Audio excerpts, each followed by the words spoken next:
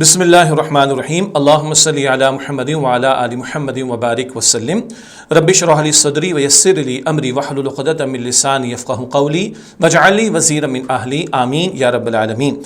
عزیز طلباء و طالبات، محترم حضرات خواتین اور معزز اساتذہ کرام، السلام علیکم ورحمۃ اللہ وبرکاتہ۔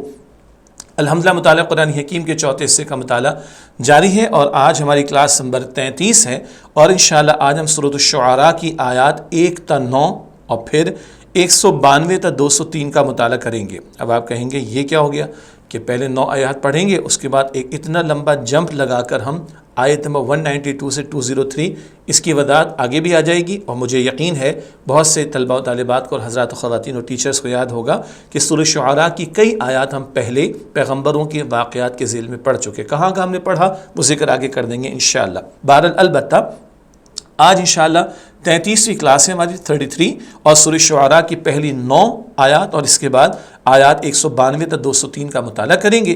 جو شائع شدہ کتاب ہے اس کے صفحات ہیں 104 اور 105۔ ہمیشہ کی طرح سب سے پہلے مقاصد مطالعہ کو سمجھ لیتے ہیں، مندرجہ ذیل باتیں معلوم ہو جائیں۔ نمبر 1، رسول اللہ صلی اللہ علیہ وسلم کے غم کی شدت کی وجہ سے کس اندیشے کا بیان فرمایا گیا، کیا غم تھا اور اس سے کیا اندیشہ تھا، اس کا ذکر آگے چل کر آئے گا۔ اور غم کس کا غم ہے؟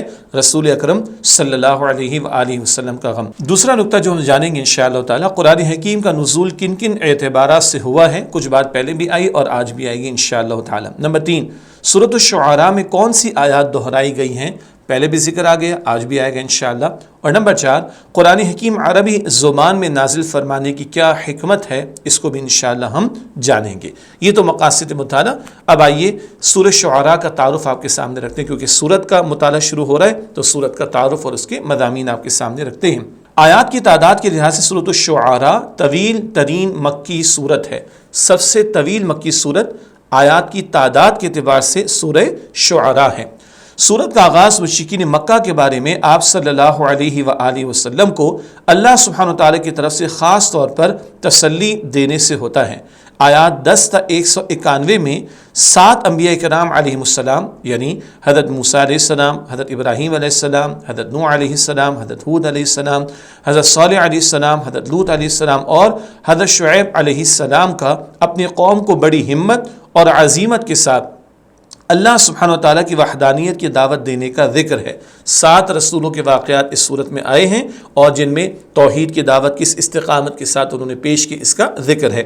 دعوت توحید کو قبول کرنے والے اہل ایمان کے نجات پانے اور کفار پر دنیا میں بھی عذاب اتارے جانے کا بیان ہے۔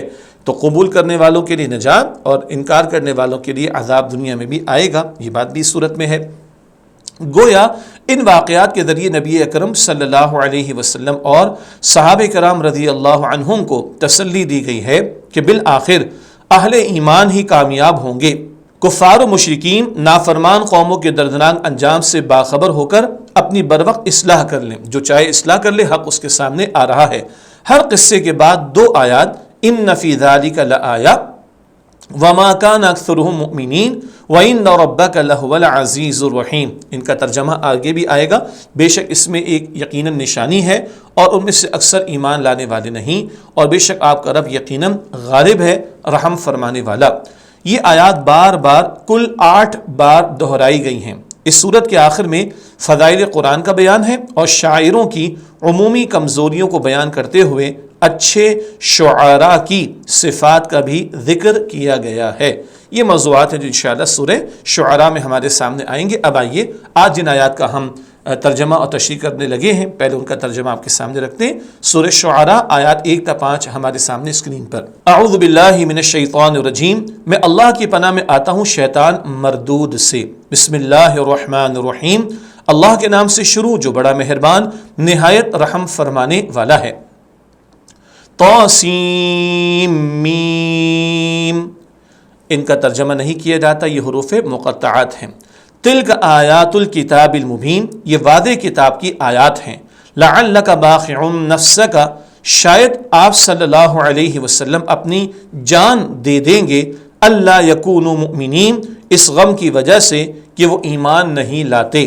ان نشأ، اگر ہم چاہیں، ننزل علیہم من السماء آیۃ، تو ان پر آسمان سے ایسی نشانی نازل کریں فَظَلَّتْ أَعْنَاقُهُمْ لَهَا خَاضِعِينَ کہ اس کے آگے ان کی گردنیں جھک جائیں. وَمَا يَأْتِيهِم مِّن ذِكْرٍ مِّنَ الرَّحْمَٰنِ مُحْدَثٍ اور ان لوگوں کے پاس جو بھی نئی نصیحت رحمان کی طرف سے آتی ہے إِلَّا كَانُوا عَنْهُ مُعْرِضِينَ وہ اس سے منہ موڑ لیتے ہیں. اگلی آیات سورہ شعراء آیات 6 تا 9. فقد كذبوا تو یقیناً وہ حق کو جھٹلا چکے. فسيأتيهم أنباء تو ان قریب ان کو اس چیز کی حقیقت معلوم ہو جائے گی. ما كانوا به يستهزئون جس کا وہ مذاق اڑایا کرتے تھے. اولم يروا الى الارض کیا انہوں نے زمین کی طرف نہیں دیکھا. کم انبتنا فيها من كل زوج کریم کہ ہم نے اس میں کس طرح عمدہ چیزیں اگائی ہیں. ان فی ذلک لآیہ یقیناً اس میں ایک نشانی ہے. وما كان اکثرهم مؤمنین اور ان میں سے اکثر ایمان لانے والے نہیں.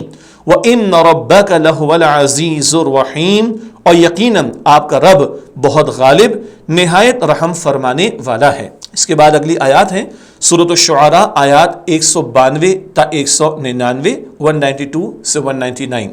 وَإِنَّهُ لَتَنزِيلُ رَبِّ الْعَالَمِينَ اور بے شک یہ قرآن تمام جہانوں کے رب کا نازل کیا ہوا ہے.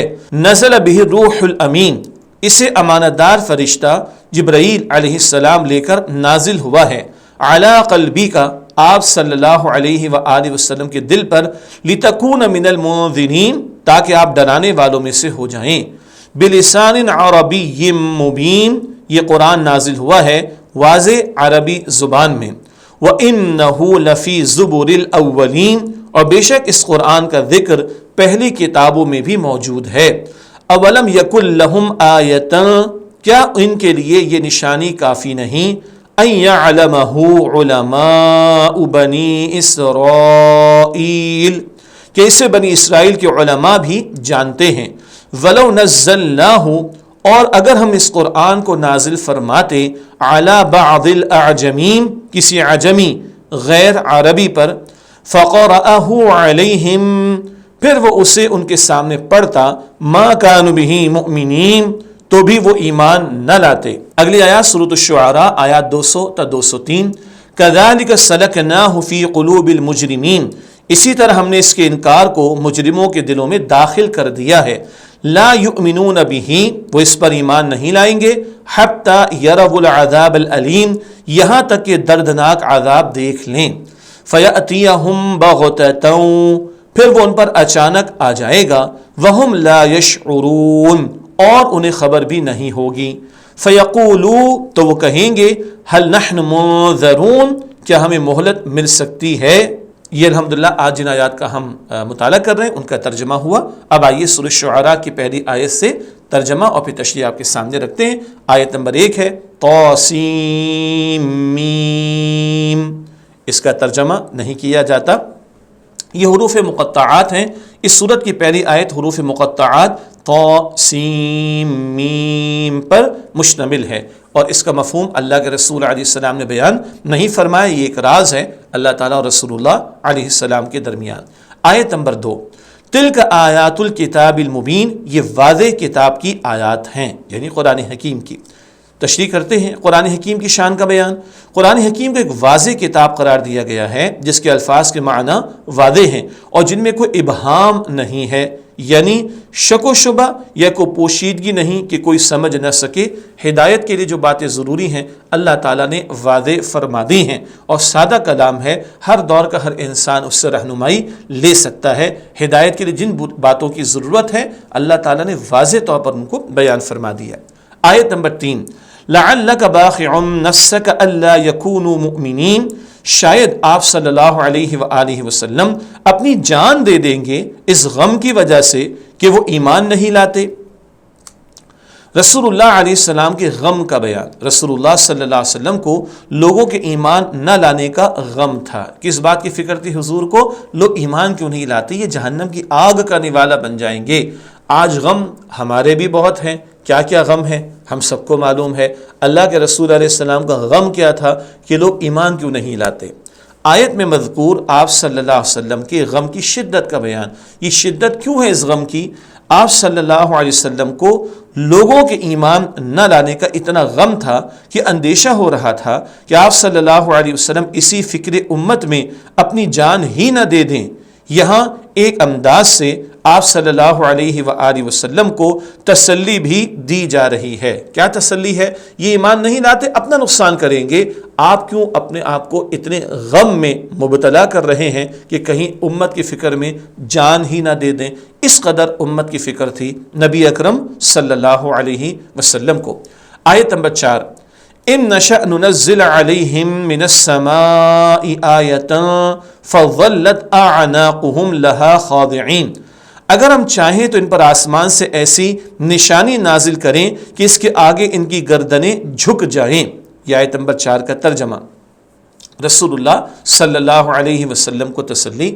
اس آیت میں آپ صلی اللہ علیہ وآلہ وسلم کے غم کو کم کرنے کے لیے اللہ سبحانہ وتعالیٰ کی طرف سے دلجوئی اور تسلی کا بیان فرمایا گیا ہے کہ اگر اللہ سبحانہ وتعالیٰ چاہے تو آسمان سے ایسا معجزہ نازل فرما سکتا ہے کہ لوگ ایمان لانے پر مجبور ہو جائیں، لیکن ایسا نہیں ہوا، بلکہ اللہ سبحانہ وتعالیٰ یہ چاہتا ہے کہ لوگ آپ صلی اللہ علیہ وسلم کی دعوت کو سن کر اپنی مرضی سے اس پر ایمان لائیں۔ دنیا امتحان کے لیے ہے نا، جو چاہے ایمان لائے، جو چاہے کفر کرے۔ اللہ زبردستی کسی کو ایمان لانے پر مجبور نہیں کرے گا، ورنہ امتحان کا کوئی مقصد ہی نہیں رہے گا۔ اللہ تعالیٰ چاہتا ہے کہ لوگ دعوت حق کو سنیں اور خود سے شعوری طور پر فیصلہ کریں، آیا ایمان قبول کرتے ہیں، ایمان کی دعوت قبول کرتے ہیں یا انکار کرنا چاہتے ہیں۔ جبراً زبردستی کسی کو ایمان پر مجبور نہیں کیا جائے گا۔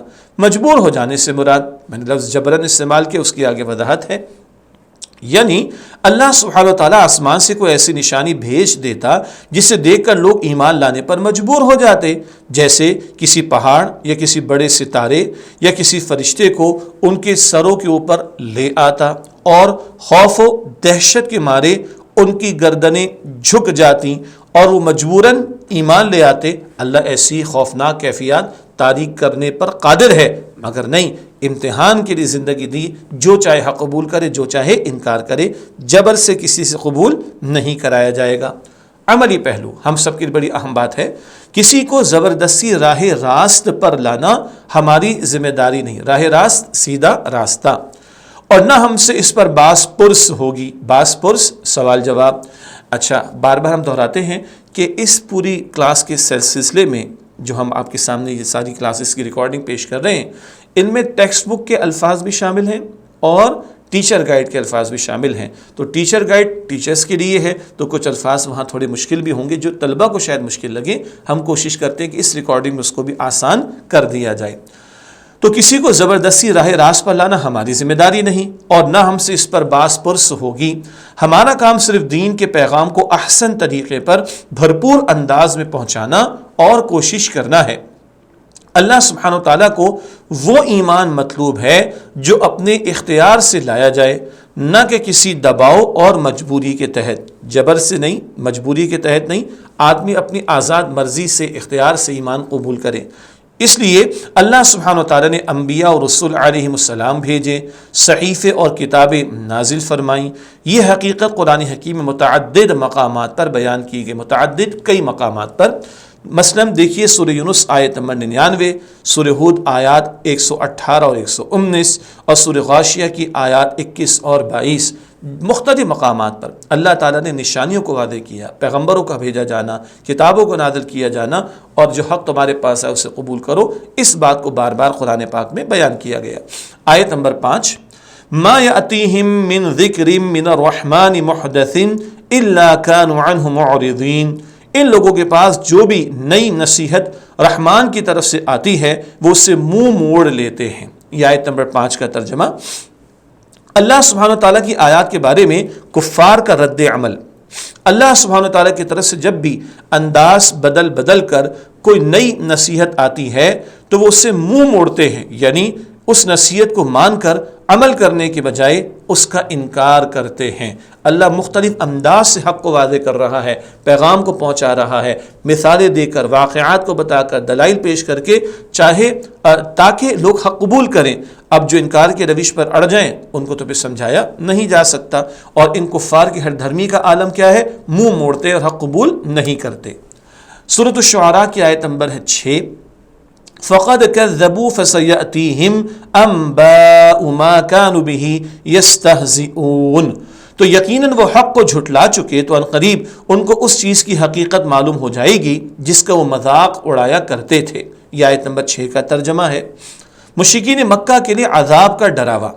مشرکین مکہ کو عذاب سے ڈرایا گیا کیونکہ انہوں نے حضور اکرم صلی اللہ علیہ وآلہ وسلم کو اور آپ کی پاکیزہ تعلیمات کو جھٹلایا، اور آپ صلی اللہ علیہ وآلہ وسلم کے ڈرانے کا مذاق اڑایا۔ معاذ اللہ، طرح طرح سے مذاق اڑاتے، بجائے اس کہ حق قبول کرتے ہٹ دھرمی ہو جاتی اور ضد کے روش پر آ جاتے اور مذاق اڑاتے۔ معاذ اللہ، مشرکین مکہ کا نبی کریم صلی اللہ علیہ وسلم کی باتوں کا مذاق اڑانا، وہ رسول اللہ صلی اللہ علیہ وسلم کی بتائی ہوئی بہت سی باتوں کا مذاق اڑاتے تھے۔ معاذ اللہ، مثلا قیامت، دنیا میں ان کو ملنے والی سزا، مسلمانوں کا غالب آنا، فتح مکہ، جہنم کا عذاب اور زقوم کا درخت وغیرہ، ان باتوں کا جب ذکر حضور فرماتے صلی اللہ علیہ وسلم تو کہتے قیامت کیسے آئے گی؟ مرنے کے بعد تو کوئی واپس نہیں آیا۔ زقوم کے درخت کا مذاق اڑا دیا کہ درخت جہنم کے اندر کیسے اگے گا جبکہ آگ تو لکڑی کو جلا دیتی، مٹا دیتی ہے۔ اللہ اکبر۔ خیر، تو یہ طرح طرح کے انداز سے اعتراضات کرتے اور نبی اکرم صلی اللہ علیہ وسلم کی تعلیمات کا معاذ اللہ مذاق اڑاتے۔ آیت نمبر 7، اولم یروا الی الارض کم انبتنا فیہا من کل زوج کریم، کیا انہوں نے زمین کی طرف نہیں دیکھا کہ ہم نے اس میں کس طرح عمدہ چیزیں اگائی ہیں۔ آیت میں زمین کی مثال، زمین کو اللہ سبحانہ وتعالیٰ کی قدرت کے شاہکار کے طور پر پیش کیا گیا ہے کہ جو اللہ سبحانہ وتعالیٰ اس عظیم الشان زمین کو بنا سکتا ہے وہ ہر چیز پر قدرت رکھتا ہے۔ آسمان و زمین کا اور ان نشانیوں کا ذکر بار بار قرآن پاک میں آتا ہے۔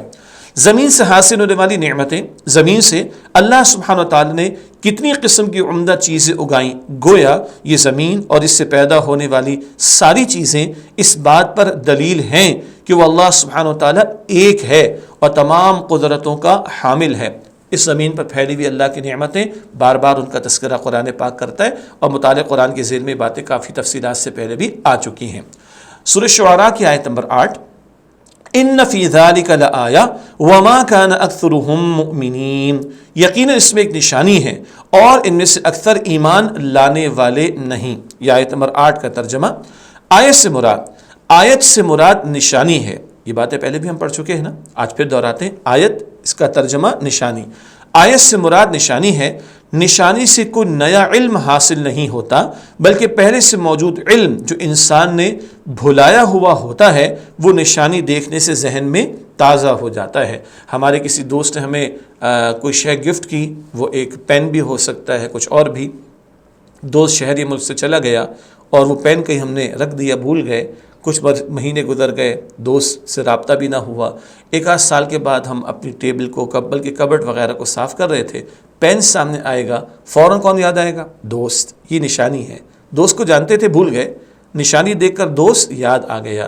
تو نشانی ہمارے علم میں اضافہ نہیں کرتی، ایک بات جو معلوم تھی ہم بھول جاتے ہیں اس کی یاد دہانی کرا دیتی ہے۔ اور کائنات میں اللہ کی نشانیاں ہیں، زمین میں اللہ کی نشانیاں، ہمارے وجود میں اللہ کی نشانیاں، اور بار بار قرآن حکیم ان پر غور و فکر کی ہمیں دعوت دیتا ہے تاکہ اللہ کو پہچانیں۔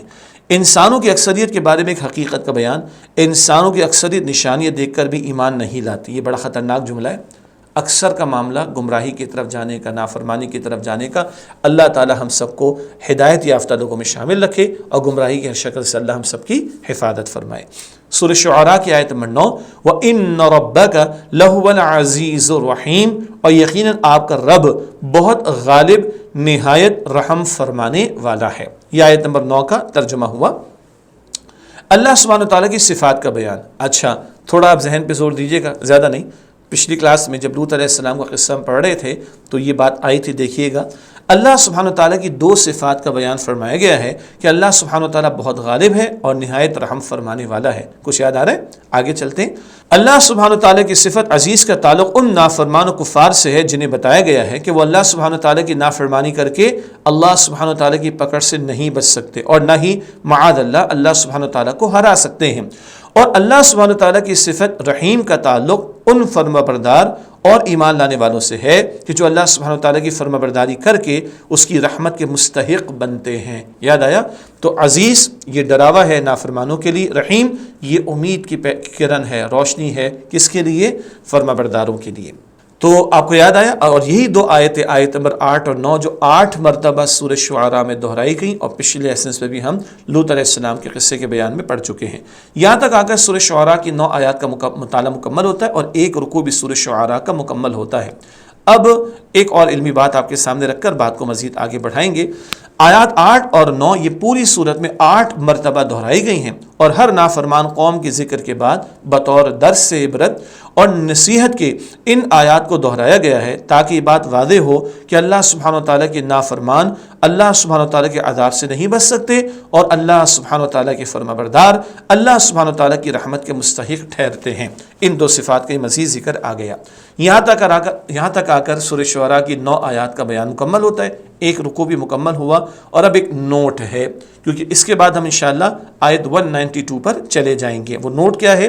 سورۃ الشعراء آیات 10 تا 191 کی تفصیل جو ہم پڑھ چکے ہیں پہلے، کہاں کہاں آئیے دیکھیں۔ سورۃ الشعراء کی آیات 10 تا 68 مطالعہ قرآن حکیم حصہ دوم قصہ حضرت موسیٰ علیہ السلام میں، آیات 69 تا 104 قصہ حضرت ابراہیم علیہ السلام میں، آیات 105 تا 159 مطالعہ قرآن حکیم حصہ اول قصہ حضرت نوح علیہ السلام، قصہ حضرت ہود علیہ السلام اور قصہ حضرت صالح علیہ السلام میں، آیات 160 تا 175 مطالعہ قرآن حکیم حصہ چہارم جو ہم پڑھ رہے ہیں قصہ حضرت لوط علیہ السلام میں، اور آیات 176 تا 191 مطالعہ قرآن حکیم حصہ اول قصہ حضرت شعیب علیہ السلام میں دی گئی ہیں۔ بہت ساری باتیں ہو گئیں، یعنی ہم نے آیت 1 سے 9 کا مطالعہ کیا اور آگے 192 سے مطالعہ شروع کریں گے، تو درمیان میں آیت نمبر 10 سے 191 کہاں ہے؟ یہ مختلف حصے مطالعہ قرآن حکیم کے ان مقامات پر ہم یہ آیات پڑھ چکے ہیں۔ تسلی ہو گئی؟ آگے چلتے ہیں۔ اب سورۃ الشعراء آیت نمبر 192 سے مطالعہ شروع کر رہے ہیں۔ وَإِنَّهُ لَتَنزِيلُ رَبِّ الْعَالَمِينَ، اور بے شک یہ قرآن تمام جہانوں کے رب کا نازل کیا ہوا ہے۔ ایک سوال آ سکتا ہے، ایک ہی جگہ پڑھا دیتے تو آپ کو یاد ہوگا ہم نے ایک ترتیب رکھی، پہلے پیغمبروں کے واقعات اور ان سے متعلقہ آیا۔ جب واقعات ہم پڑھ رہے تھے تو بعض پیغمبروں کے واقعات مختلف مقامات پر ہیں، ان کو ہم نے ایک جگہ جمع کر دیا، سورہ اعراف، سورہ ہود، سورہ شعراء کی آیات، جیسے کہ پچھلے قصے لوط علیہ السلام کے قصے میں بھی بات آئی تھی۔ اب جو آیات بچ گئیں وہ اب مکمل کر رہے سورۃ الشعراء کو، ٹھیک ہے جی۔ آیت نمبر 192 کا ہوا ترجمہ، اور ترجمہ دوبارہ کر دیتا ہوں۔ اور بے شک یہ قرآن تمام جہانوں کے رب کا نازل کیا ہوا ہے۔ آئیے اس پر کلام کرتے ہیں۔ قرآن حکیم کے نزول کی کیفیت، قرآن حکیم تھوڑا تھوڑا کر کے نازل فرمایا گیا۔ انزال کا مطلب ہوتا ہے ایک دم نازل کرنا، اور تنزیل کا مطلب ہوتا ہے تھوڑا تھوڑا کر کے اتارنا۔ یہ باتیں پہلے بھی آئی ہیں، آئیے اس کو تھوڑا اور سمجھ لیتے ہیں۔ دو اعتبارات سے قرآن حکیم کا نزول، ایک انزال یکدم ایک ہی وقت میں، اور ایک تنزیل تھوڑا تھوڑا کر کے۔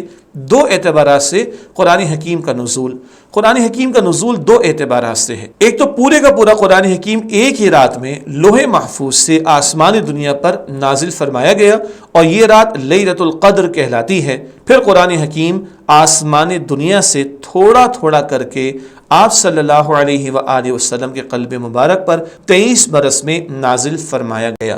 سورۃ القدر کا ہم نے مطالعہ کیا تھا نا دوسرے حصے میں، تب بھی یہ بات آئی تھی۔ تو ایک رات میں ایک ہی دفعہ میں پہلے آسمان پر لوح محفوظ سے نازل ہو گیا قرآن پاک، اور 23 برس میں تھوڑا تھوڑا کر کے نبی اکرم صلی اللہ علیہ وسلم کے قلب مبارک پر قرآن پاک کا نزول ہوا۔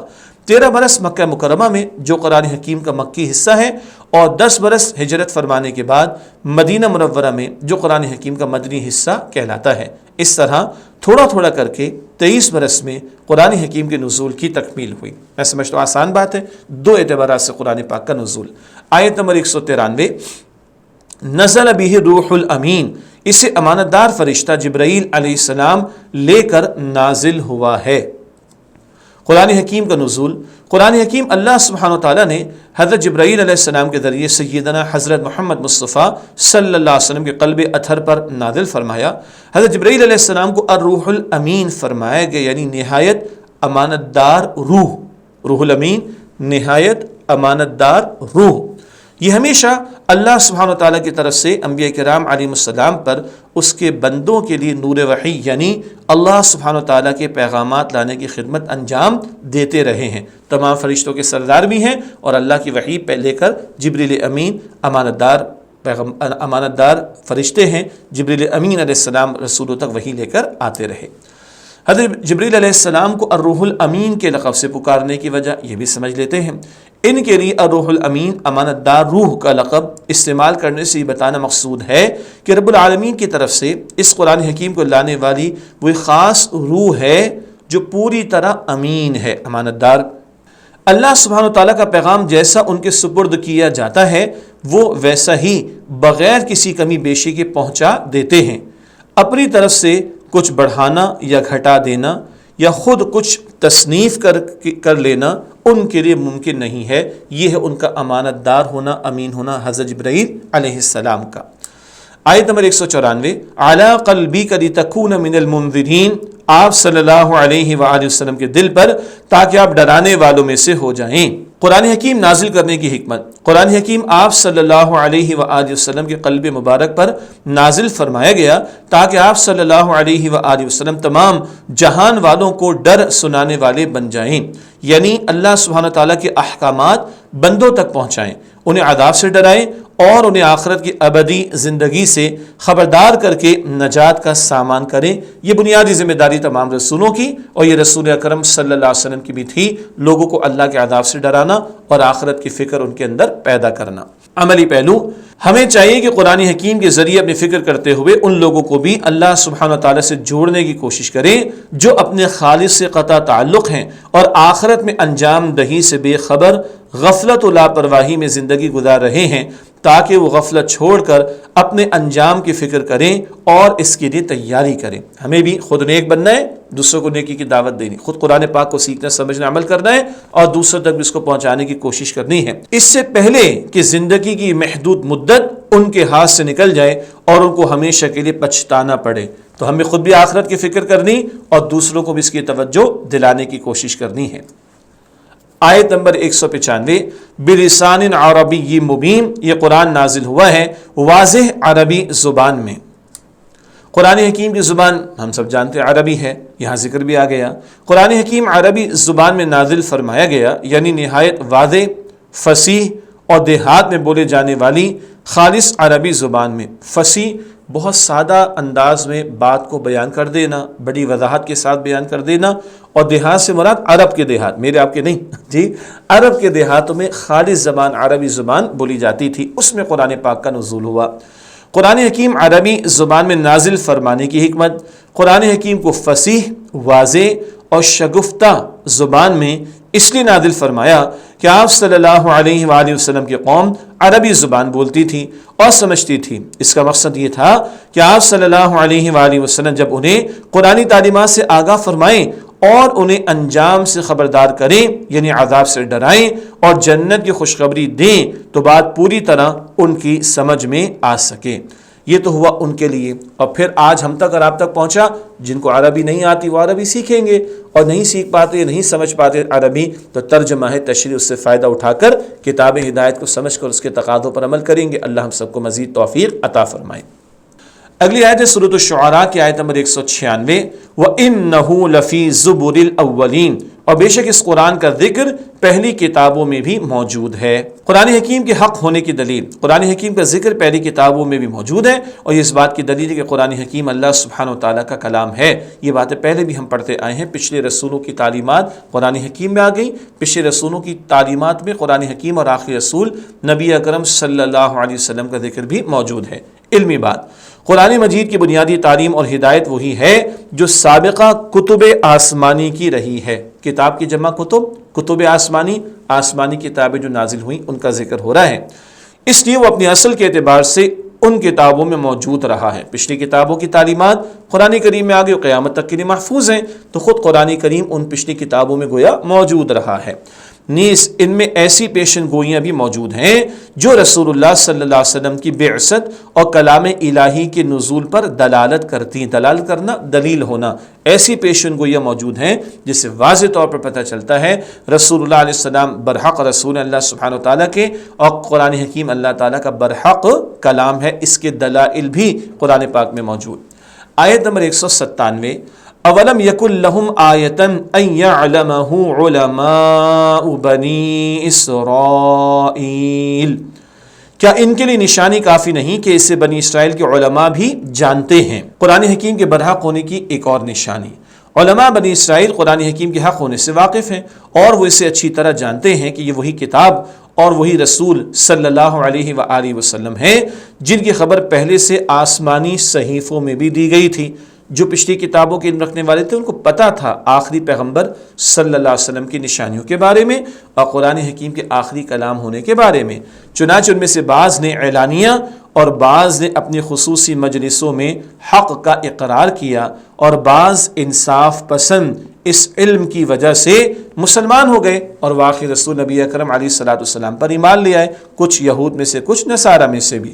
علماء یہود میں سے عبداللہ ابن سلام رضی اللہ عنہ، ابن یامین رضی اللہ عنہ، ثعلبہ رضی اللہ عنہ، اسد رضی اللہ عنہ اور اسید رضی اللہ تعالی عنہ وغیرہ ہیں جنہوں نے تورات میں آپ صلی اللہ علیہ وآلہ وسلم کے اوصاف پڑھے اور آپ صلی اللہ علیہ وسلم پر ایمان لائے. اوصاف صفات کو کہا جاتا ہے. تو یہ کئی صحابہ کرام رضی اللہ تعالی عنہم اجمعین جو پہلے یہود میں سے تھے اور پچھلی کتاب کے جاننے والے تھے اور نشانیوں سے واقف تھے اور رسول اکرم صلی اللہ علیہ وسلم پر ایمان لے آئے. آیت نمبر 198. وَلَوْ نَزَّلْنَاهُ عَلَى بَعْضِ الْأَعْجَمِينَ. اور اگر ہم اس قرآن کو نازل فرماتے کسی عجمی غیر عربی پر. عجمی سے مراد اس سے مراد غیر عرب ہیں، یعنی وہ لوگ جو نہ عرب میں پیدا ہوئے ہوں اور نہ ان کی مادری زبان عربی ہو، یعنی وہ عرب خاندان میں سے نہ ہوں. ہم اور آپ ہیں نا، ہم نان عرب ہیں، ہم عجمی ہیں، ہم عربی نہیں ہیں. آگے ارشاد ہوتا ہے اگلی آیت سورہ شعراء آیت نمبر 199. فَقَرَأَهُ عَلَيْهِمْ مَا كَانُوا بِهِ مُؤْمِنِينَ. پھر وہ اسے ان کے سامنے پڑھتا تو بھی وہ ایمان نہ لاتے. منکرین قرآن کے ایمان نہ لانے اور ہٹ دھرمی کا بیان. اس آیت میں منکرین قرآن کا ذکر کیا گیا. منکرین انکار کرنے والے. اور فرمایا گیا ہے کہ اگر اللہ سبحانہ وتعالیٰ قرآن حکیم کسی عجمی پر نازل فرماتا اور وہ انہیں قرآن حکیم پڑھ کر سناتا تو بھی یہ ایمان نہ لاتے. وجہ یہ ہے کہ نبی کریم صلی اللہ علیہ وسلم کے قرآن حکیم پڑھنے پر ان کو یہ اعتراض تھا کہ یہ قرآن حکیم آپ صلی اللہ علیہ وآلہ وسلم نے خود بنا لیا معاذ اللہ، لیکن کوئی عجمی بھی یہ قرآن حکیم سناتا تو بھی یہ ایمان نہ لاتے. تب بھی ایمان نہ لاتے، تب بھی کوئی اعتراض کر دیتے. کیا کہتے؟ او ہو ہم تو عربی، سنانے والا غیر عربی. اس وقت بھی نہ مانتے اور ابھی کہہ رہے ہیں انہوں نے خود بنا لیا معاذ اللہ ثم معاذ اللہ. وہ ان کی ہٹ دھرمی اور ضد ہے کہ یہ حق قبول کرنے کے لیے تیار نہیں ہے. ورنہ غیر عربی اگر سناتا تو اور بڑی بات ہوتی کہ بندہ غیر عربی اور عربی کلام سنا رہے، اللہ اکبر، تب بھی یہ مان کر نہ دیتے. آیت نمبر 200 سورہ شعراء. كَذَلِكَ سَلَكْنَاهُ فِي قُلُوبِ الْمُجْرِمِينَ. اسی طرح ہم نے اس کے انکار کو مجرموں کے دلوں میں داخل کر دیا ہے. منکرین قرآن کا بیان. اس آیت میں منکرین کے دلوں میں انکار قرآن کا جرم جما دیے جانے کا بیان کیا گیا ہے اور اس کا سبب ان کا مجرم ہونا ہے. یعنی یہ انکار کی روش جم گئی ہے ان کے دلوں کے اندر، اس کی وجہ بھی بیان کر دی گئی کہ یہ مجرم ہے. عملی پہلو. یہ قانون قدرت ہے کہ جو ضد اور ہٹ دھرمی پر اتر آئے وہ ہدایت کی توفیق سے محروم ہو جاتا ہے. عناد اور ہٹ دھرمی کی وجہ سے کفر ان کے دلوں میں پکا ہو جاتا ہے. عناد دشمنی کرنا جی، اور ہٹ دھرمی کی وجہ سے کفر ان کے دلوں میں پکا ہو جاتا ہے. تو جو ایسی ضد پر آ جائے پھر اس کو ہدایت نہیں ملتی. لہذا ایسے لوگ مسلسل قرآن حکیم کا انکار کرتے جاتے ہیں. نیز ان کے دلوں میں قرآن حکیم اہل حق کے دلوں کی طرح تسکین روح اور شفائے قلب بن کر ان کے اندر نہیں اترتا. روح کی تسکین، شفائے قلب، دل کی شفا. ٹھیک ہو گیا. تو جو مجرم ہیں ان لوگوں کا معاملہ تو کیا ہے، ان کو تو سکون نہیں ملتا، دل کی شفا نہیں ملتی، بلکہ کفر کی طرف وہ بڑھتے چلے جاتے ہیں. بلکہ ایک گرم لوہے کی سلاخ بن کر اس طرح گزرتا ہے کہ وہ سیخ پا ہو جاتے ہیں. سیخ پا ہونا، غصے میں آنا. اور اس کے مضامین پر غور کرنے کے بجائے اس کی تردید کے لیے حربے تلاش کرنے لگ جاتے ہیں۔ تردید، رد کرنا، حربے، طرح طرح کے رویے اختیار کرنا۔ مراد کیا کہ ضد اور ہٹ دھرمی ایسی ہے کہ ان کے دل میں انکار کی روش جم گئی ہے اور اب ان کو حق قبول کرنے کی توفیق نہیں ملے گی۔ آیت نمبر 201، لا یؤمنون بہ حتی یروا العذاب الالیم، وہ اس پر ایمان نہیں لائیں گے یہاں تک کہ دردناک عذاب دیکھ لیں۔ منکرین قرآن کی ہٹ درمی، وہ قرآن حکیم پر ایمان نہ لائیں گے جب تک دردناک عذاب کو نہ دیکھ لیں۔ دردناک عذاب کو دیکھ کر تو پچھلی قومیں بھی ایمان لائیں، مگر اس وقت ایمان لانا قابل قبول نہیں ہوتا۔ آیت نمبر 202، فَيَأْتِيَهُمْ بَغْتَةً وَهُمْ لَا يَشْعُرُونَ، پھر وہ ان پر اچانک آ جائے گا اور انہیں خبر بھی نہیں ہوگی۔ یہ آیت نمبر 202 ہے۔ عذاب کے آنے کی کیفیت، وہ عذاب ان پر اچانک آ جائے گا کہ انہیں خبر تک نہ ہوگی۔ قیامت بھی اچانک آ جائے گی، پتہ بھی نہیں چلے گا۔ ایک بہت اہم حدیث اس تعلق سے علمی بات کے طور پر رسول اللہ صلی اللہ علیہ وسلم نے فرمایا، قیامت اس حال میں قائم ہوگی کہ ایک آدمی اونٹنی کا دودھ دوہ رہا ہوگا اور پینے کے لیے برتن اوپر اٹھائے گا، لیکن ابھی برتن اس کے منہ تک نہیں پہنچ پائے گا کہ قیامت آ جائے گی۔ اللہ اکبر۔ اور دو آدمی کپڑے کی خرید و فروخت کر رہے ہوں گے، ابھی خرید و فروخت مکمل نہیں کر پائیں گے کہ قیامت آ جائے گی۔ ایک آدمی اپنا حوض درست کر رہا ہوگا، مراد جانوروں کو پانی پلانے کے لیے، ابھی وہ واپس نہیں پلٹے گا کہ قیامت قائم ہو جائے گی۔ صحیح مسلم شریف کی روایت ہے۔ ایسے اچانک کا معاملہ آنا، موت بھی آ جائے گی، بندوں کے لیے اچانک ہے، اللہ کے لیے کوئی شے اچانک نہیں، اور قوموں پر عذاب بھی آ جایا کرتا تھا، ان کو وہم اور گمان بھی نہیں ہوتا تھا۔ آخری آیت ہے آج کی کلاس کے اعتبار سے سورہ شعراء، آیت نمبر 203، فَيَقُولُ هَلْ نَحْنُ مُنظَرُونَ، تو وہ کہیں گے کیا ہمیں مہلت مل سکتی ہے۔ عذاب آپ پڑھنے پر منکرین قرآن کی کیفیت، وہ مہلت مانگیں گے، آپ پڑھنا آ جانا۔ عذاب جب آئے گا تو کیا کیفیت ہوگی؟ وہ مہلت مانگیں گے، یعنی اس وقت وہ ندامت و حسرت سے گڑ گڑائیں گے۔ ندامت و حسرت، افسوس ہونا، گڑ گڑانا، رونا، چیخنا، دعائیں کرنا، اور کہیں گے کہ ہمیں تھوڑی سی مہلت اور دے دو، ہم اپنی تمام سابقہ غلطیوں کی تلافی کر دیں گے۔ لیکن اس وقت کوئی بات نہ سنی جائے گی، اس وقت ماننے کا، رونے کا، چلانے کا، حسرت کرنے کا کوئی فائدہ نہیں ہوگا۔ بہت اہم عملی پہلو آخری بات کے طور پر، عذاب کے مشاہدے کے بعد مہلت نہیں دی جاتی، نہ ہی اس وقت کی توبہ قبول ہوتی ہے۔ ایک شخص کی موت آ رہی ہے، اس وقت توبہ قبول نہیں ہوتی۔ ایک گروہ یا قوم پر عذاب آنا شروع ہو گیا، اس عذاب کو دیکھ کر کوئی ایمان لائے تو ایمان قبول نہیں ہوتا۔ غرق ہوتا فرعون ایمان لا رہا تھا، قبول نہیں ہوا۔ اللہ تعالیٰ آج ہمیں ایسے برے انجام سے بچائے، اور آج مہلت ہے، ہم ایمان والے بھی ہیں۔ اللہ میں سچی پکی توبہ کر کے اصلاح کرنے اور آخرت کی تیاری کرنے کی توفیق عطا فرمائے۔ اسی کے ساتھ اجازت چاہتے ہیں، انشاءاللہ اگلی کلاس میں پھر آپ سے ملاقات ہوتی ہے۔ وآخر دعوانا ان الحمد للہ رب العالمین، والسلام علیکم ورحمۃ اللہ وبرکاتہ۔